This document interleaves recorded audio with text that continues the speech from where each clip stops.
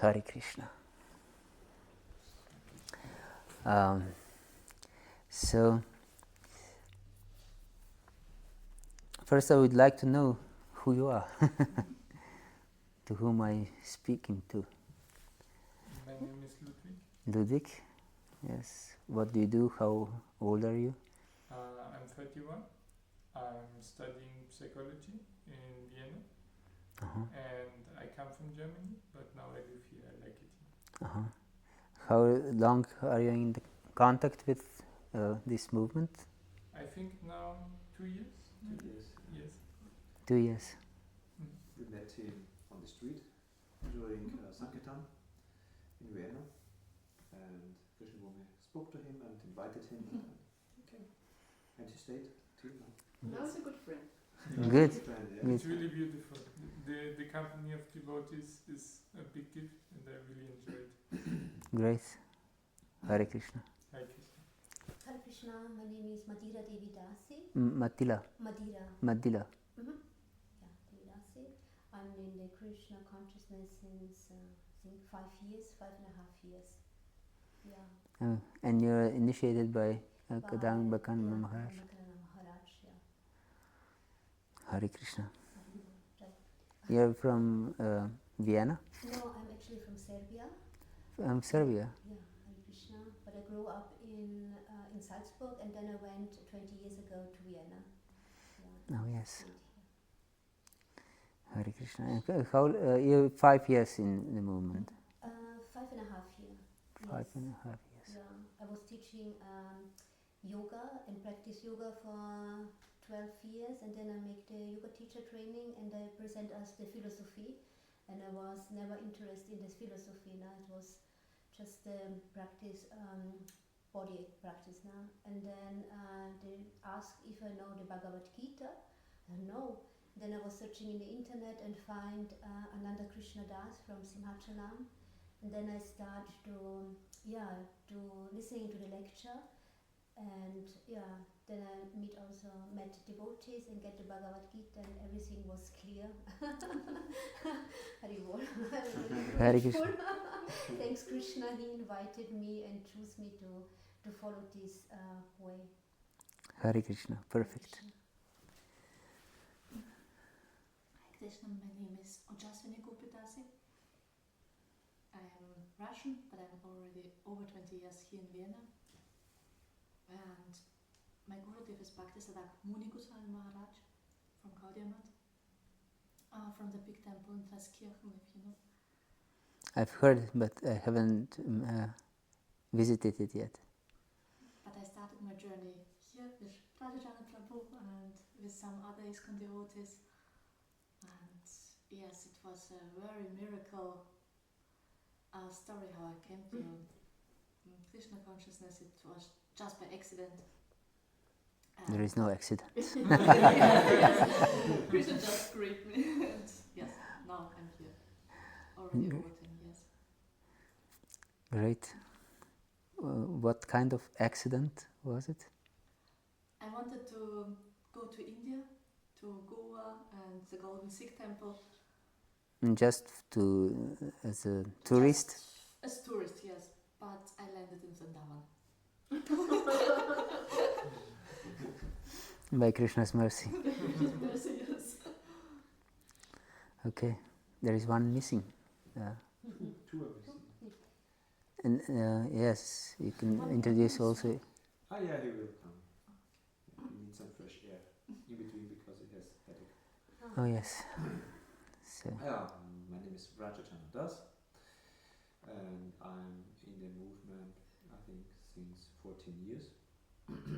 And I came to the movement because of my brother, Pradyumna.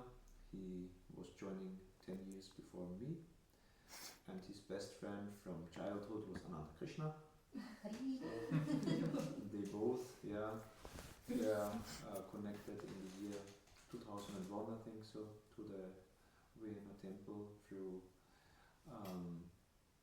Ritu Prabhu, and he joined.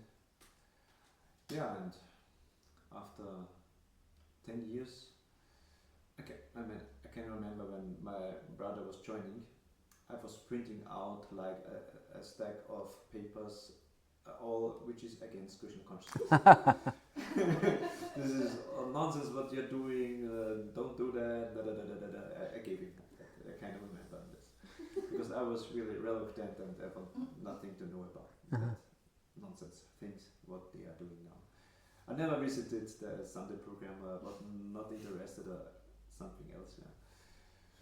Yeah, somehow or other I got to a spiritual path, like Reiki and something with God and whatever it was. And at the marriage of my brother in the year 2010, I was there. So it was a Vedic marriage in Germany. I was invited. I was there. I saw the devotees, I met the devotees, the brahmacharis, they preached to me. I saw the kirtan and I saw how lucky are the devotees. And they have something which I never saw before. That was waking my interest. So, and I was thinking by myself, okay, let's try it out. And then I started Riva. like that. My name is Krishna Bhumidasi. I'm in the movement, hard to say, when I was pregnant with my girl 13 years ago. I went to a book flea market and got a book from Srila Prabhupada from the year 1977 from San Francisco, The Science of Self-Realization. And it changed my heart, it changed my life. So I wanted to have the Bhagavad-Gita, but it was not available in bookstores. They all looked at me like a question mark. What do you want? Then I moved in my flat here, a few meters next to this apartment. And there in the basement was the Bhagavad-Gita from the year 1984. I really started to cry. Then I practiced 6 years at home, alone.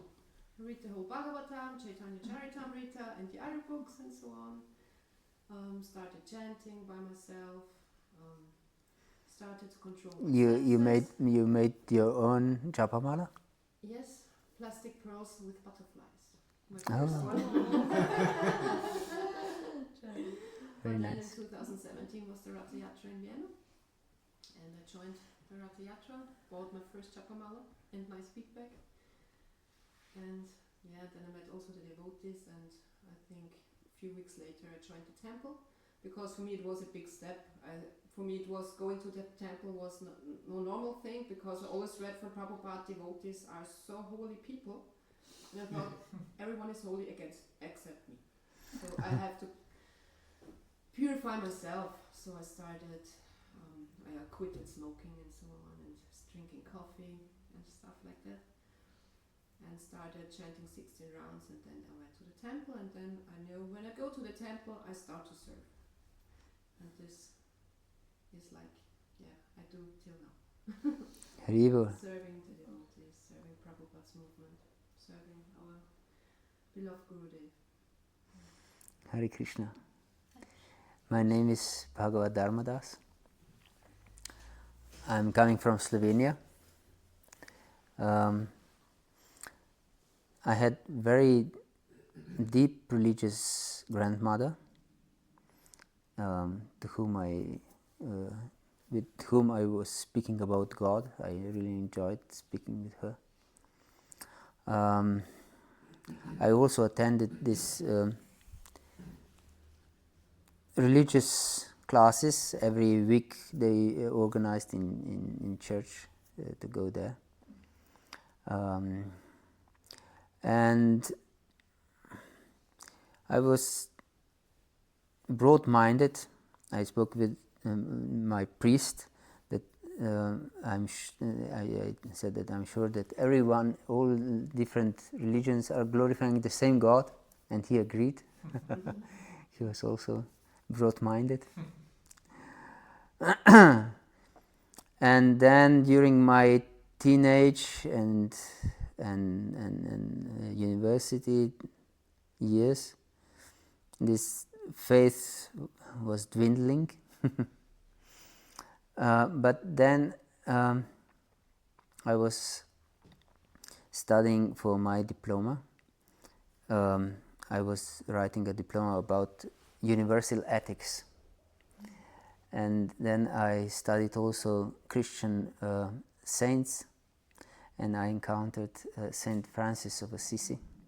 Again, I was attending these classes at Franciscan Church, so I knew Saint Francis even before. But then he really touched my heart, and I completely dedicated to spiritual life because of him. And at that time I wasn't married yet, but I was with my now wife, and we wanted to become missionaries, Christian missionaries. And we joined some courses for missionaries, because you cannot just go somewhere in Africa. You have to pass some courses before. And after a year of these courses, they said to us that we cannot go together because we weren't married at the time, because we wouldn't be a proper example for others. But if we marry, then these places are not very beneficial for having a family, because they're too poor, and it makes sense. But I read from Saint Francis of Assisi that he established third order for married couples to give the same vows as monks, because he was so powerful preacher that everyone wanted to join him to become a mendicant monk preacher. And once he preached on some court, and everyone wanted to join him, and he said that it's not possible that everyone would just leave this world and become a monk. But nevertheless, he said that you can also take vows like monks, but live married life in this world. You work, but your life dedicated to God. So I wanted to join such third order, it's called. One first is for men, second for women, and third is for married couples. So we wanted, my wife and I wanted to join the third order. But at the time I already was reading Prabhupada's books for quite some time, but I considered myself a Catholic. I didn't consider to become Hare Krishna. Then you came to the verse 1866. Sorry? Then you came with the Bhagavad Gita to the verse 1866. No.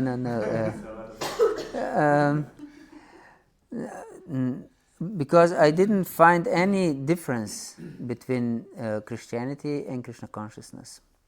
In fact, I loved Prabhupada's books because I could more easily understand the teachings of Lord Jesus through these books. And I was regularly going to the temple, not to see the deities or in the temple room, but just to buy books.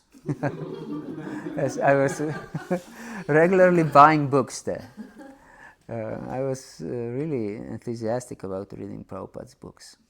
And so we went for some Sangha program in Ljubljana to such third order of these Franciscan married couples, because we wanted to join them, and it was like a similar program like this.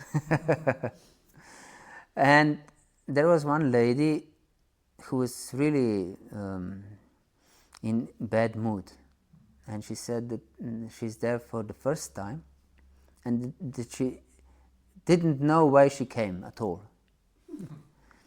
and really had morose face and not in a good mood. And I was really enthusiastic, I was explaining how we should, according to Jesus, dedicate our life completely to God and glorify the Lord from morning till evening, all the time. And then one lady said that for her it's just enough if dedicates a day in the morning to the Lord and thanks Him in the evening. And I was thinking, oh, it's such low class. And and then in Franciscan spirit, because the Saint Francis of Assisi, he discussed these spiritual topics with different religious leaders from all from other religions also. He was really open-hearted person. And in his spirit, I was explaining how all different peoples of this world are glorifying the same God. And because I was reading Prabhupada's books, I wanted to give some example. And I said, for example, Hare Krishna. I didn't associate with Hare Krishna. I didn't consider myself any connected with them, but I just studied the books. And I appreciated their philosophy, their input. And I wanted, therefore, to give an example how everyone is glorifying the same God. And I said, for example, Hare Krishna. And then this morose lady, who was in a bad mood, she said, what? Hare Krishna? This is devil. I was completely taken aback. And that was the last time I went to a Christian association. And I went directly to the temple. Yes. So I know why she came there. Krishna sent her to to send me to the right place. Yes. Hare Krishna. You're okay? I have so headache today. Oh. Too much headache. They need some medication? Ich hab schon was genommen, starkes. Do you have some? I took some, yeah. You took, okay. Thank you very much. So, we have just introduced ourselves. Would you like to introduce yourself? Yes. My name is Matthew. Mein Künstlername. Okay. Matthias Weiß heiße ich. Ich bin 39 Jahre alt. Can you speak in English? Of course. Okay. This is my second mother language. So, my name is Matthias. I'm 39 years old. Born in Austria. Grown up in Ghana. In Ghana. So my stepfather is a Ghanaian. I have also half sisters. So I have 3 sisters, a twin sister from the Austrian father, and 2 small sisters. They are now 35, so not so small, but they're also twins. Yeah, but with the Ghanaian father. So we have 4 children. Yeah, so that was my life. Travel between Austria and Ghana. So I'm multi-kulti, grown up. Uh-huh. Yeah. How have you contacted Krishna consciousness? I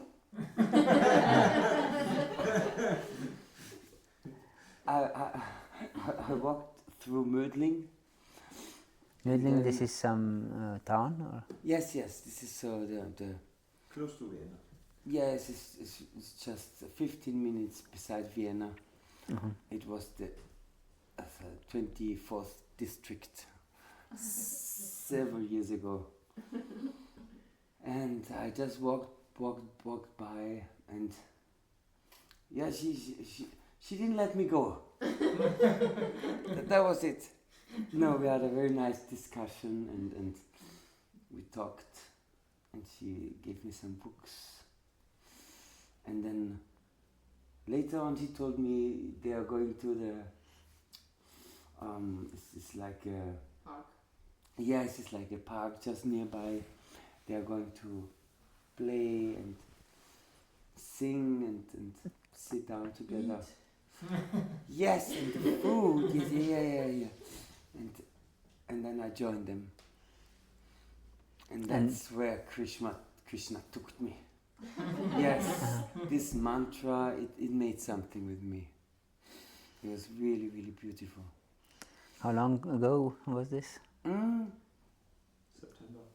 2 months. Yeah. Oh, 2 months. Yeah, so. It was our Padayatra. Oh, very nice. Mm. So you're a big preacher. I don't know, Krishna is a preacher. Yeah. He made it. He made it. Yes, very good, very good. Thank you. So, 5,000 years ago, there was a big gathering of sages in a forest called Naimisharanya. And they was preparing big sacrifice for the benefit of all humanity. But they also wanted to hear some philosophy. And they took a great sage, they chose a great sage amongst themselves called Sutta Goswami. And they asked him, Burini buri karmani shrotavyani vibhagasha, adoksadotraya tsaram samudritya manisha, bruhi badraya bhutanam yanatma suprasidati.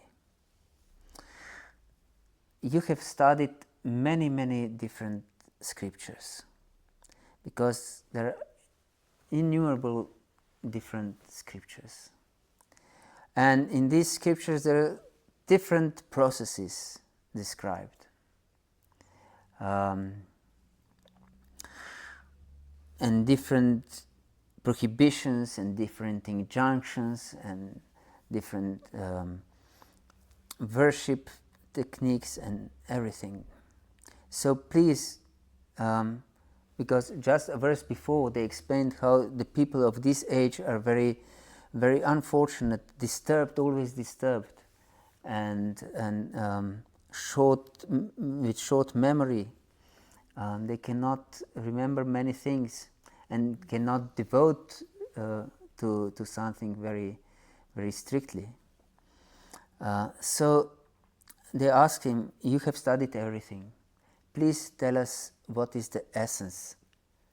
Adaksadotra yat saram. Saram means the essence. Please tell us what is the essence of this everything, by which the self, Atma, the self can become perfectly happy. Suprasidati. Yes. Yanatma suprasidati. Prasidati means happy. And suprasidati means perfectly happy, blissful. Because it is explained also in Holy Scriptures, in Shastra, that we are anandamayo vyasat. By our nature, we are beings of happiness. This is our nature. So we all want to be perfectly happy, all the time. If we know it or not, every our thought, every our word, every our action is actually searching for happiness or to be relieved of this stress. So they ask him how to become perfectly happy, because this is the goal of every living entity.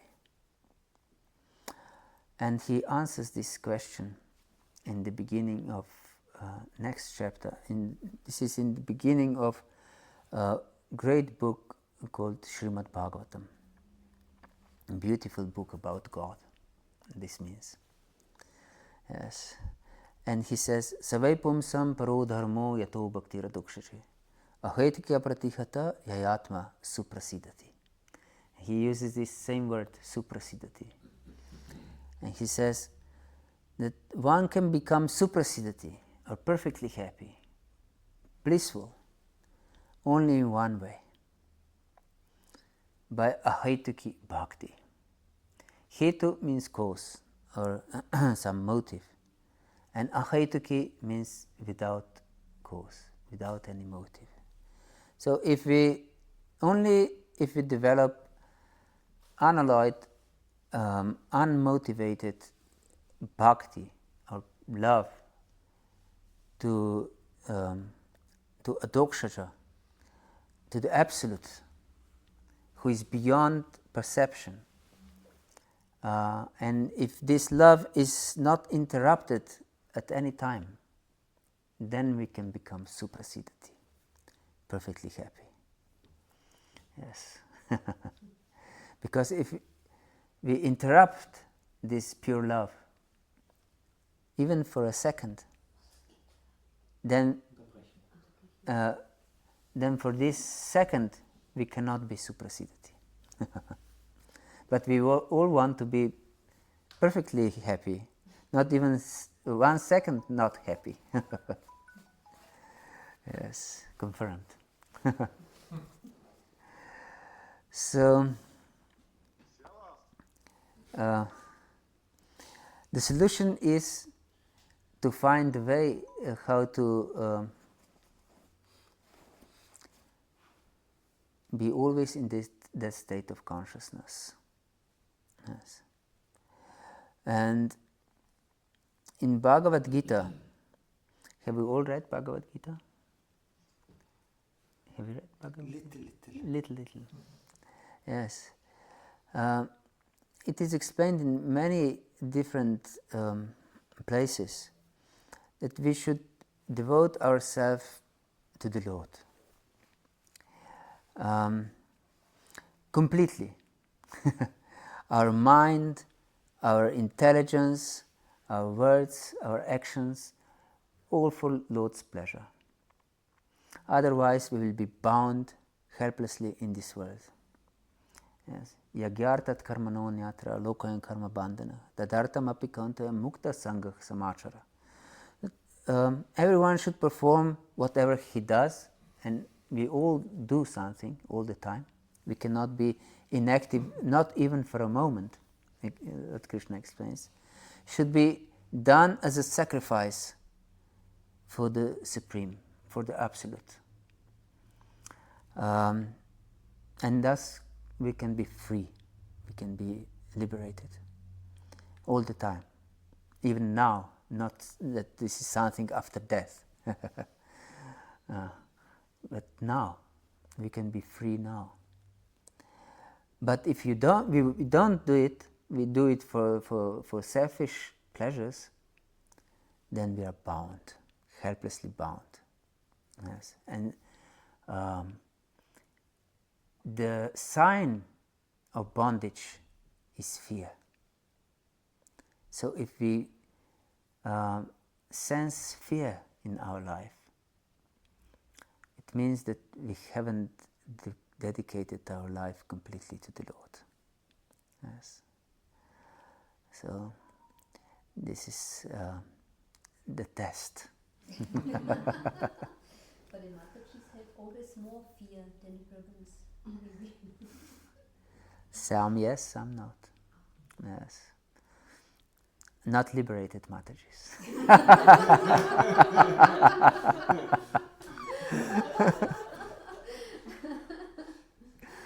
Yes. Only less intelligent. Now we go into the discussion. This you cut out from your video. Nix. De weniger intelligenten Frauen sind das. Yes. Because we should understand that if we come in touch with spiritual understanding, then to be attached still to matter is being less intelligent, regardless of being a man or a woman or a child or an old person or a young person, regardless of bodily condition. So our goal is to dedicate to the Lord. And it is explained in Shastra why it is like this.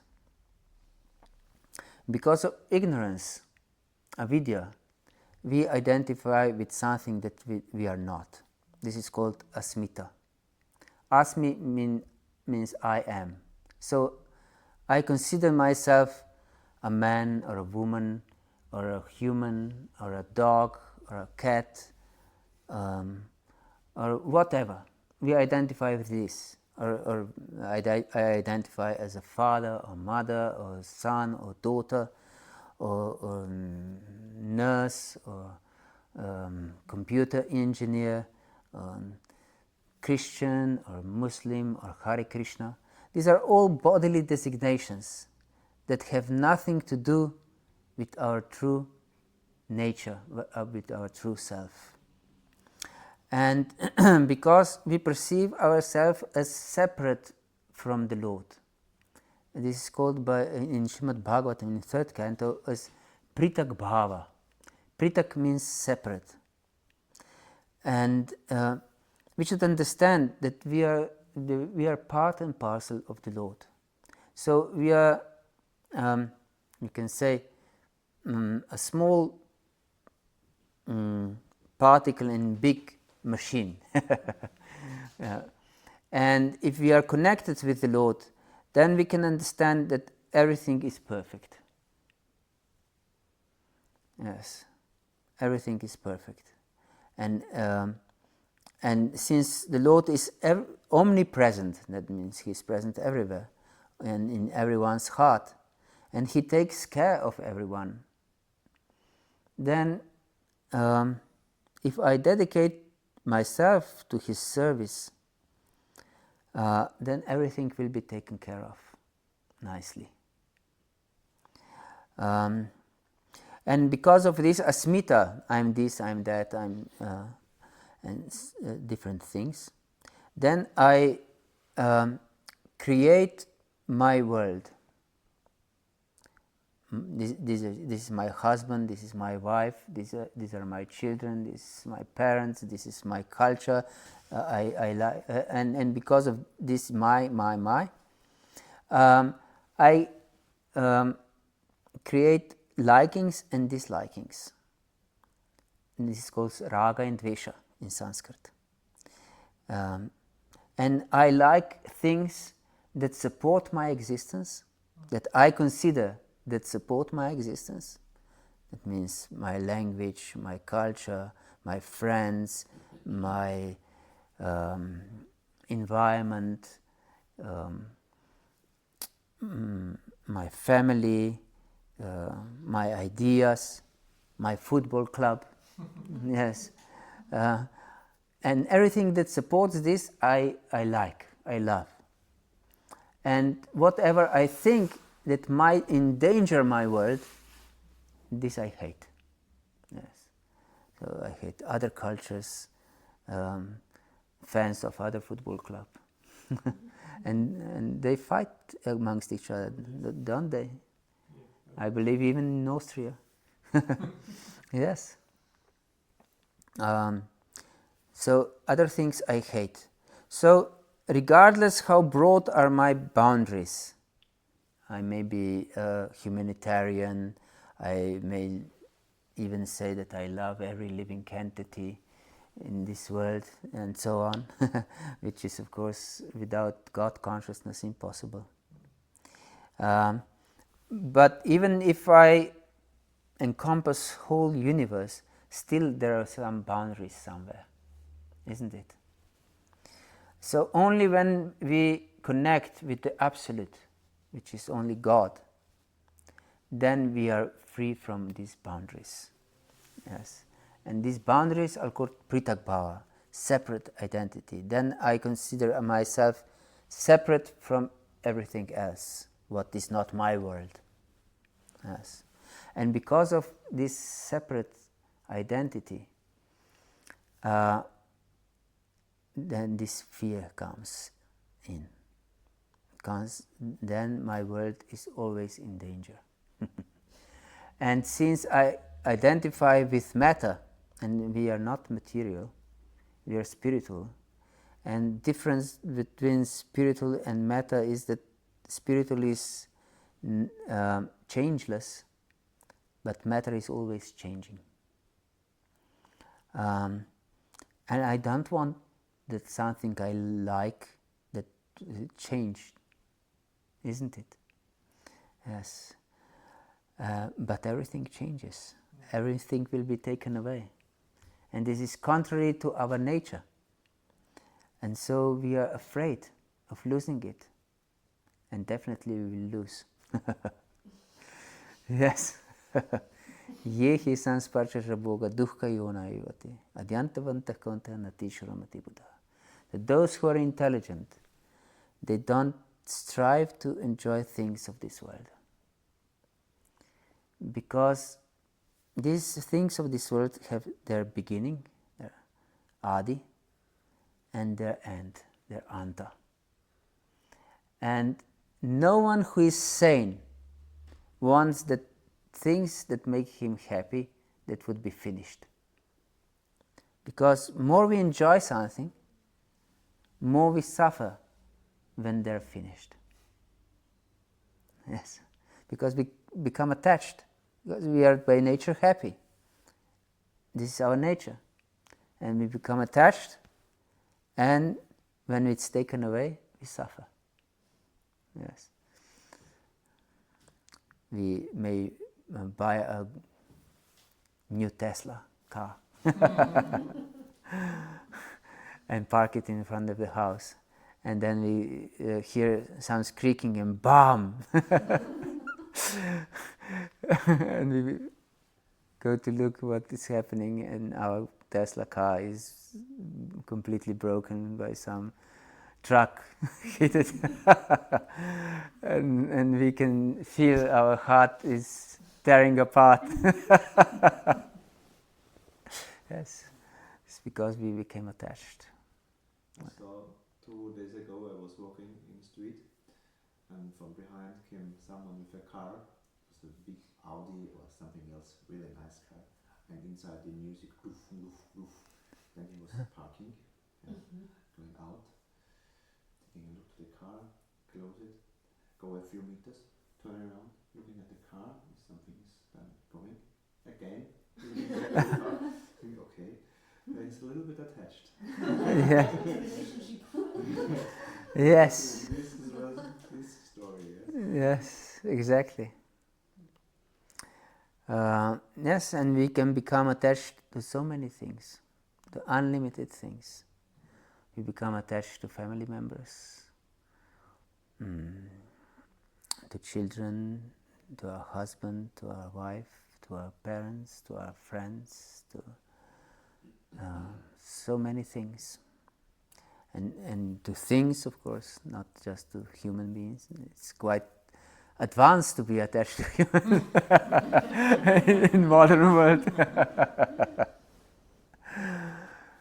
There is a saying that people love things and use people instead of loving people and use things. Yes, in modern world it's like this.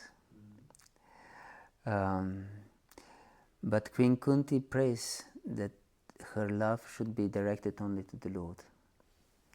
Yes, that doesn't mean that we don't love other people, but it means that we see everything in connection with the Lord, and everyone in connection with the Lord. So, Lord explains in Bhagavad-gita, to achieve this consciousness beyond material entanglement. He says, Mayeva mana adatsva mayi buddhim niveshaya, nivesishasi mayeva ata urdvam asamshaya. If you dedicate your mind and intelligence in me, you will always dwell in me, and you will certainly attain me without doubt.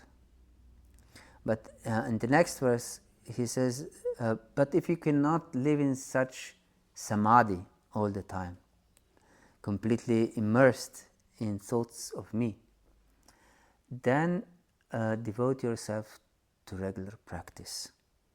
Yes. And he emphasizes practice throughout Bhagavad Gita. And he says that by regular practice, abhyasa yoga, you will develop desire to attain me. And this desire is the key of success. Yes. More deep the desire is, more close to God we are. Yes, this is the key. Deep desire, deep desire. So we, in our life, we shouldn't be superficial in any part of our life. Yeah. But especially not in our spiritual life. Because our tendency, material conditioning is like this, that if we do something regularly, our mind goes away. And do it just mechanically.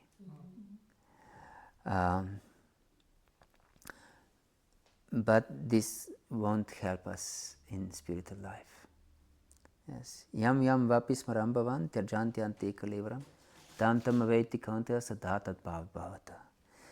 It's explained by Krishna in 8th chapter of Bhagavad Gita that whatever state of consciousness one has at the time of death, that state he will inevitably achieve. Usually people believe that death will bring them some miracle. Yes, this is usual belief. Christians think, ordinary Christians who live just ordinary material life, actually, at least in Slovenia it's like this, and I believe also in Austria. And, even if they are Christians, they live ordinary life. But they think, I'm a good person, and at the end of life I'll go to heaven. So they believe in some miracle, that death has the power to completely change the state of their existence. And there are also spiritualists who think in a similar way. I live like this and that, okay, maybe it's not so much dedicated, but at the end of life I'll go to spiritual world. And again, this is thinking that death will completely change our existence. No. Krishna says, yam yam vapi smaram bhavan. Whatever state of consciousness one has at the time of death, that state will just continue. So death doesn't change anything. So if we want to go to heaven after death, we should live in heaven now. And if we want to go to spiritual world, we have to live in spiritual world now. Yes, not something after death. We strive for something now. Because in spiritual understanding there is no future, no past. It's ever present. Yes. I think a lot of young people these days, for example in Austria or Germany, they do not usually follow a religion anymore because they think they are smarter and that the stupid people, they follow these rules because then after death something happens. But they don't understand that if you have a good religion and you follow the rules, then already your life will be closer to heaven than if you don't follow the rules. Yes. But they don't understand.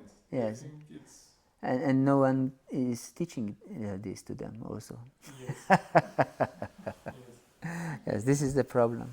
There's also one more important point, what you say. The young people think they're already gods. They're so spiritual, they don't need religion, because religion is bondage. So they are so spiritual that they know they are gods themselves.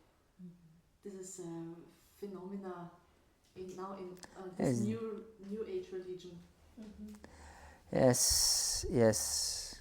Maya has unlimited power. Maya means illusion.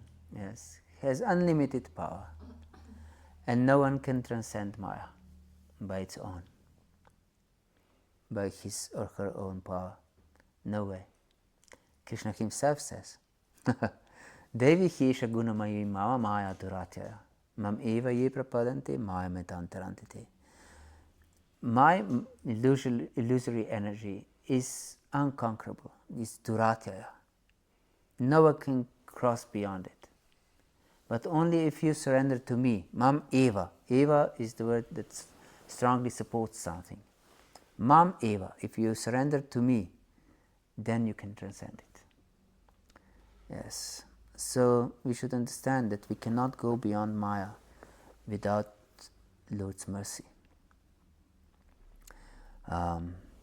So if we dedicate to constant practice, then we develop this state of consciousness, because spiritual consciousness is directly opposite to what we are accustomed to.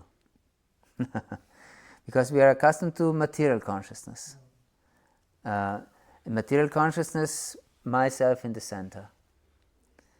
And not even myself, my body, my gross and subtle body. That means my body and my mind and my intelligence, my understandings. This is the center of the universe. And I dedicate my life to service to these entities that we are not even ourselves. So, but spiritual life means God-centered life. Then we put the Lord in the center of our existence, and we devote ourselves to serve the Lord's purpose. And by this we can transcend Maya, as we said.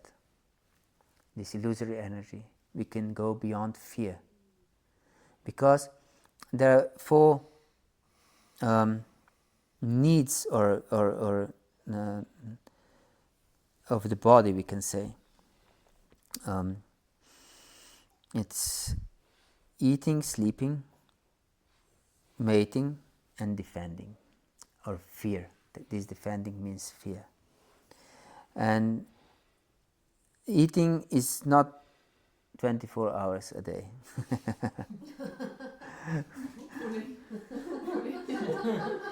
we eat and then we stop for a moment at least. and we eat after some time again. Sleep also. We sleep for some time, and then we wake up, and for some time we are awake and then sleep again. Having sex is also not all the time. We have sex and then we don't have sex for a certain time and then engage again. But fear is always there. It's different from these three. It's always present. So as long as we have body, these three may be bodily needs: eating, sleeping, and mating. And we can see if fear is arising, that means that these three are not balanced with our Krishna consciousness, our God consciousness, are not dedicated to the Lord, are used selfishly. Yes.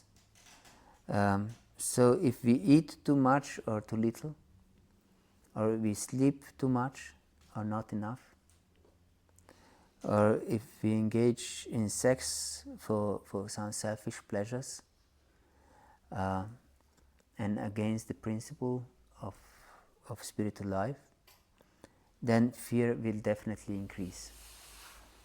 So we can check in our life. if fear is increased, then these three are not balanced with God consciousness. Yes. But which kind of fear? Which, Every kind of fear. Fear of not going through the month with your salary, for example. Fear of not being accepted in some society. Fear, for example, I've heard that fear of public speaking is sometimes even more great than fear of death.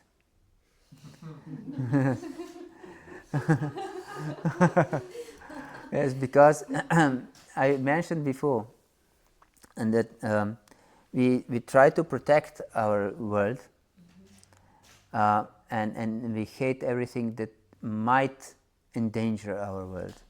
And if we publicly speak, we are afraid that we'll lose reputation. Reputation we don't have. A reputation that we have. That means what is reputation?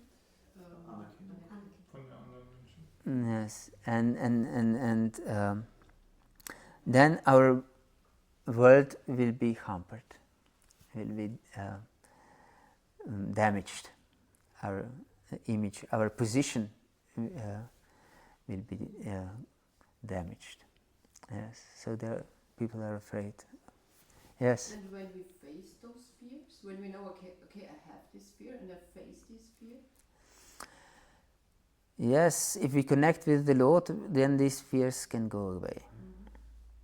There are also some modern techniques to face the fear, but this is self-cheating, more or less. Maybe the fear comes at another point then. Yes, and just temporarily goes away and comes back with double force.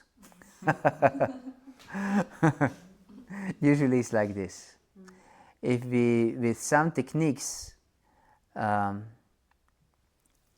to pretend that there is no fear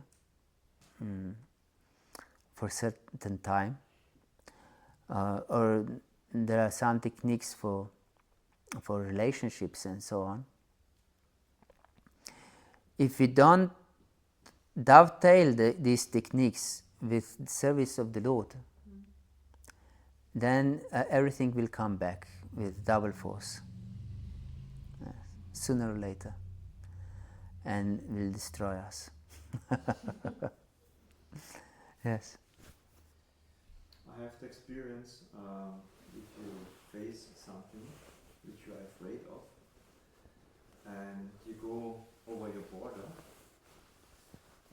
it's very difficult, very, very difficult, but if once you start that and you made it, and you try it again and again and again, my experience is, for example, public speaking or book distribution, this fear slowly goes away because nothing happens. For what should I have fear? Because nothing happens. Yes. You are in fear because of the unknown. You're doing something, you don't know which reaction came with response or whatever it is. But especially if you go on book distribution, it's difficult, but you get something back, not only for the people, also from the people, but mostly from the Lord, because you get so much pleasure in the heart. Yes. And so slowly you can put away this fear, but it's not artificial, and it comes not back. And also that helps to speak in public, and it helps to speak with other people. Yes, definitely. Especially you mentioned this, if you're God conscious and you do this as a service to Krishna.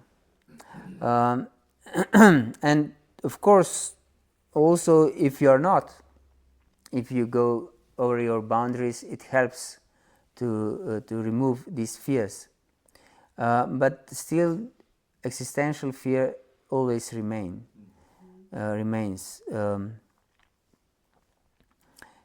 if we are not God conscious, maybe if I take example of these alpinists, they push their limits very hard of this fear. Like Austria and Slovenia is also a lot of these alpinists.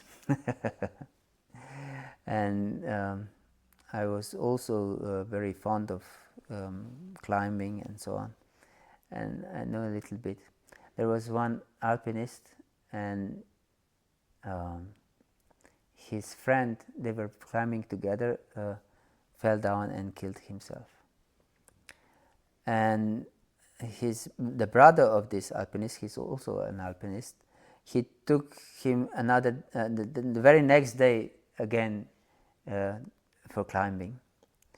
And he said, you have to climb immediately, because if you don't, you'll be too afraid.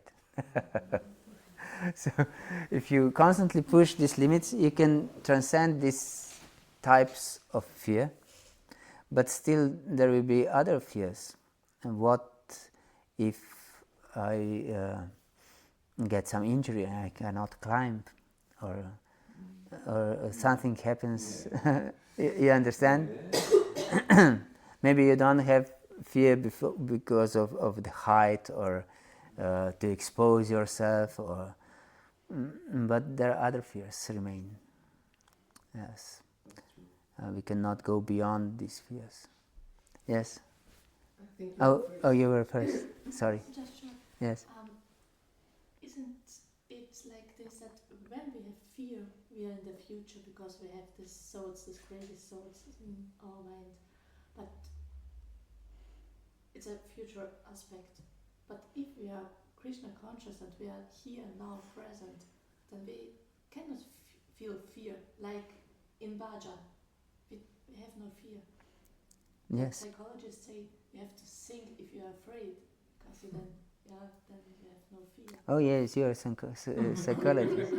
You study psychology. Do you agree with this philosophy? Yes. Yes. Yes, exactly. Only by Krishna consciousness we can transcend fears. And it's also explained in Bhagavatam, how if you are Krishna conscious, hearing Bhagavatam, everyone is peaceful. Yes, everyone is peaceful, and without envy and so on, if we go deep. Therefore, the message is go deep. Go deep. Don't stay in the surface. Yes. The tendency, conditioned tendency, is to stay on the surface and to count on some mercy that we don't have even idea what this is. Mercy actually is opportunity to go deep. This is mercy. But then it's in our hands if we'll take this mercy or reject it. If we stay on the surface, not go deep, then we reject mercy. But we have just full of mouth of mercy, but not full of heart of mercy. Yes. My spiritual master once said that worshipping the Lord is like sending a love letter to the Lord. But if our consciousness is not there, our love is not there in our worship, then we send an empty envelope to the Lord. So my message is, don't send empty envelopes. Yes.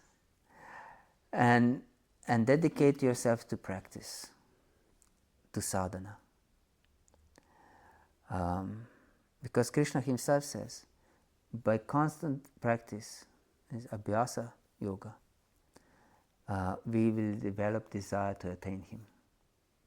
And only by such a desire we can really connect with the Lord. Yes, I wanted to say something. Yes, this point, yesterday it was Ras Lila, and one Prabhu asked our Gurudev, when Mama Yashoda tries to catch small Damodar, small Krishna, there are always these two fingers. Yes. These two fingers. The first finger is mercy, and the second finger is our desire. So how to get this second finger of the string? How to get this desire? Because in the beginning of your lecture, you also were speaking about desire, the strong desire. This is your question. Yes. I thought that you'll reveal what your guru. Yes, the answer was bhakti. With bhakti we get desire. More sadhana, more bhakti we get desire. Yes. I need more. Yes. More we connect, more we are connected. Less we connect, less we are connected. It's simple. It's simple. If you want to be a good musician, you have to practice. It's the same with all things in life. Whatever we do more, we get better. Yes. Yes, it's simple. Now is just ended the month of Kartik, just yesterday. Kartik is the most intimate, most special month, and it's very beneficial to increase our practice of Krishna consciousness. Sometimes devotees do something that is really difficult for them to follow for a whole month, and then instead of being joyful during Kartik, they hardly wait for Kartik to end. Have you met any such? I met in the temple. It was a few years. I was in the temple, living in the temple at that time. It was Kartik year. It was Sunday program, and he was after 2 weeks so exhausted. I had to do this, and my Frau is dead, and it's really he was finished. Yes. Yeah. So my suggestion is, and what is perfect about this month also, not from the spiritual perspective. Spiritual perspective is extremely perfect, but also from a material point of view. When we increase our practice a little bit, a little out of comfort zone, but not too much, that will not overburden us. In this month, we get accustomed to this. Yes, it's long enough that we develop a habit. A habit is a key to change something. In Slovene, we have the saying that that habit is an iron shirt. And this means that when you are wearing iron shirt, you cannot move. Yes, you have to stay in certain position. So it's very difficult to change habits. So in this month, if you increase a little bit your spiritual practice, then this month creates a new habit. And then you can easily maintain for the whole year. And when month of Kartik again comes, we can again a little bit increase. And step by step, year after year, we, without even noticing really, spiritual life completely pushes out our material life. If we are wise. Yes. For example, if we add 10 minutes to our chanting a day, it's not so much. It's a little bit out of our comfort zone, but not overwhelming, isn't it? So In 10 years, this is more than an hour and a half. But in a year, it's not such a thing, isn't it? As in 20 years, it's more than 3 hours of added sadhana. But it becomes natural part of our life. Yes. So this is my recommendation, that we can increase our spiritual life step by step. But most important is to go deep, especially our chanting. In Kali Yuga there is no other way, no other way, no other way. Harer Nama, Harer Nama, Harer Nama eva kevalam. Kalo nasti eva, nasti eva, nasti eva gatiranata. If something is mentioned once in Shastra, in scriptures, it's very important. Otherwise, why would be there? Yes. Vyasadeva didn't have some quota to fulfill. He would put something unnecessary in Shastra. So it's important what is there. If something is mentioned twice, it's really important. There are 2 verses, half of the verses repeated twice in Bhagavad-Gita. Yes. And if something is mentioned 3 times, you cannot go around it. And this verse is very interesting.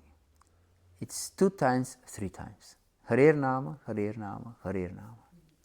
Kalo, nasti eva, nasti eva, nasti eva. And we said that this eva is the word which strongly supports some thought. Certainly it's like this. And here it 3 times used this eva. Kalo nasti eva. Harer Nama means the Lord's name. Harer Nama, Lord's name, Lord's name, Lord's name. Kalo means in this age of Kali. Asti means there is, and nasti means there is not. Nasti eva, that means there is, certainly there is not. Nasti eva, certainly there is not. Nasti eva, certainly there is not. Gatiraneta, other way.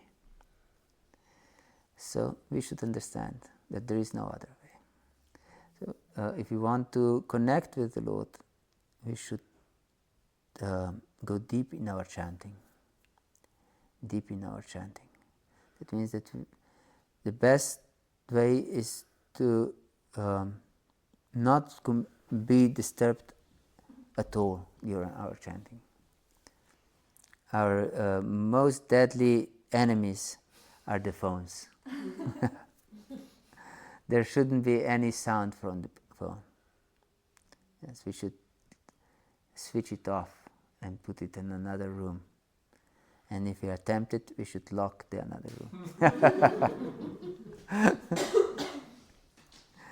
Yes. And then we should also avoid speaking with other people. So that means if we get up very early, we'll not be disturbed by others because they're sleeping. Yes. So it is recommended that we get up very early in the morning and chant. And this is the only thing that we do during our chanting. Not looking through the window, not do anything else. Just chant.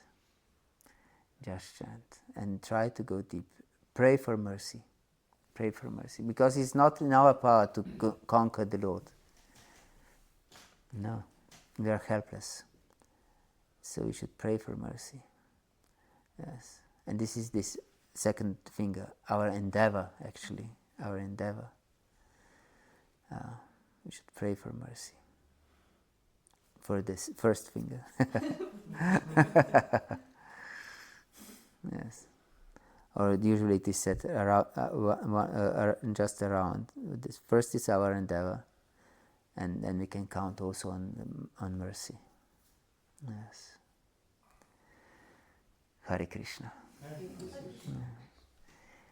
Any other question or comment? Yes. I have a question. This burden, what you mentioned, that in Kartik we are so busy with our sadhana because we make ourselves great because we want to make more. And every year I observe the same thing, that in the last week of Kartik the devotees are waiting for the last day to throw everything away. Me included, of course, yes. Because I always want to make more as I can, and it's not possible. But I'm not so realistic and realized. Yes. So, as we have so many Kadamba disciples here, what would your Guru Maharaj recommend for the time after Kartik? I'm not a disciple of Kadamba Karana Maharaj in a certain way. In a certain way, I am.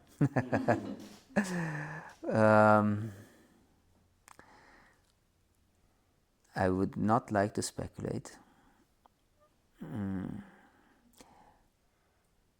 But certainly, for all times, not just after Kartik, is to be Krishna conscious.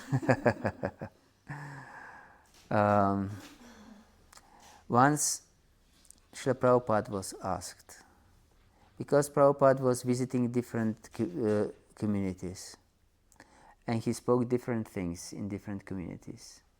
In some community he said that this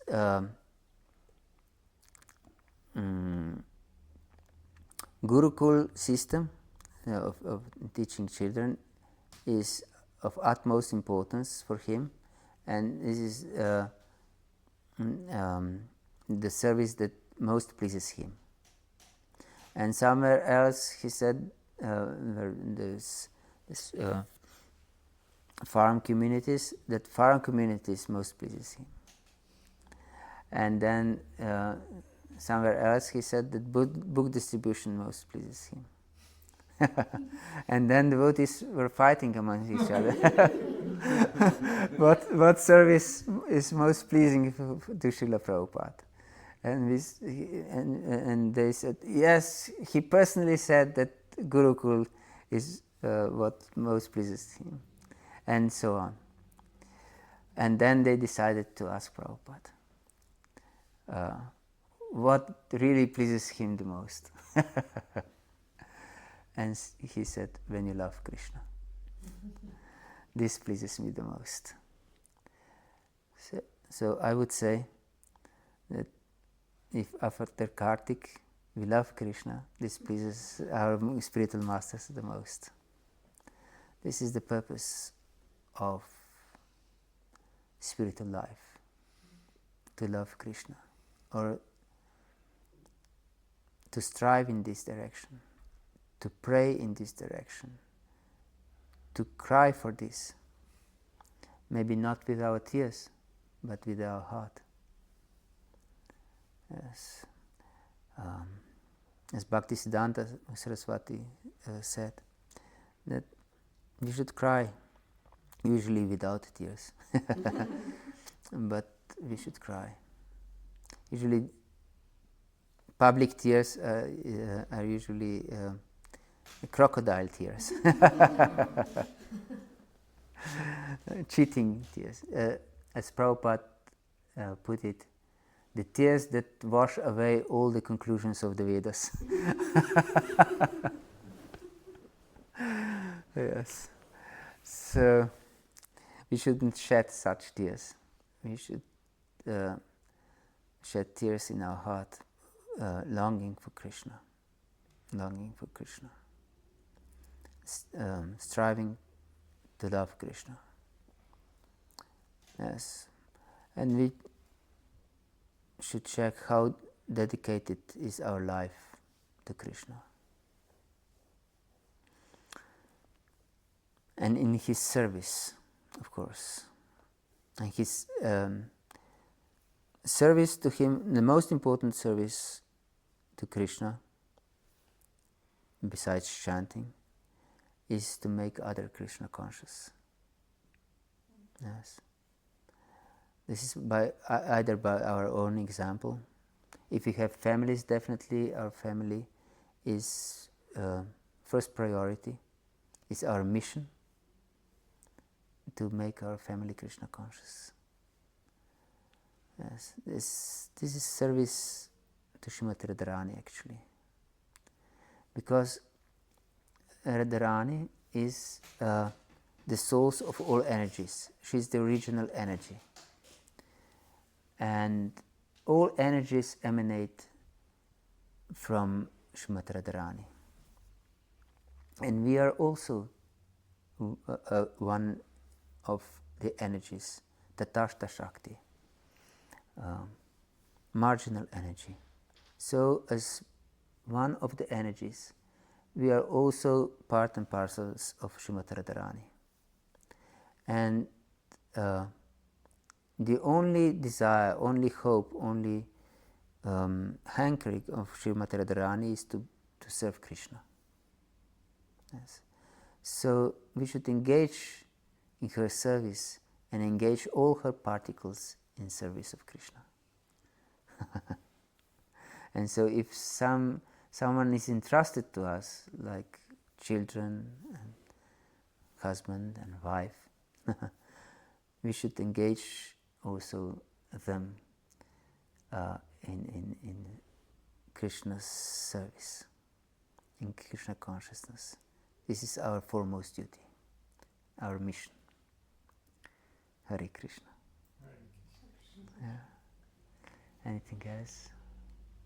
Oh, you should.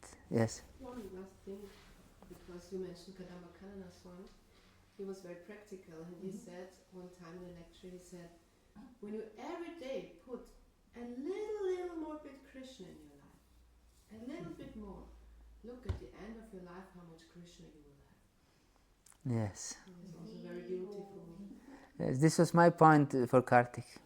If we add a little bit, it's not too much. If it's too much, then we'll hardly wait to end. And this is not the point. This is not the point. Then we'll be terribly afraid of approaching Kartik. and then we hardly wait to end. But this is not the purpose. The purpose is to increase our love, increase our connection. So add just a little bit, just a little, to go a little out of comfort zone.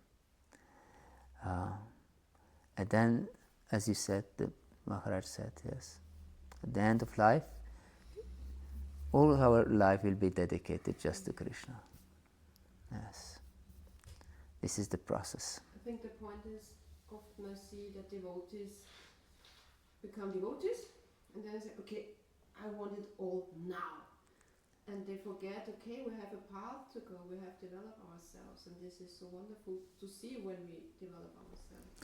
Yes, this is a sign of passion. Yes. And for passion, it is characteristic that doesn't last. Comes and goes. This is explained by Krishna himself in 17th chapter of Bhagavata-gita. Yes.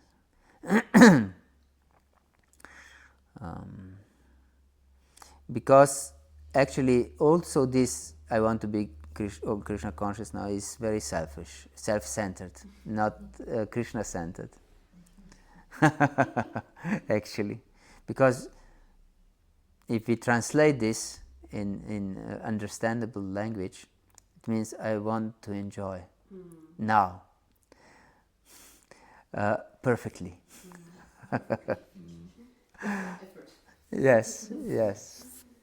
And then, I only want the mercy. yes, yes. I put effort for some time and I want immediate result. And since immediate result doesn't come, then we say the process doesn't work.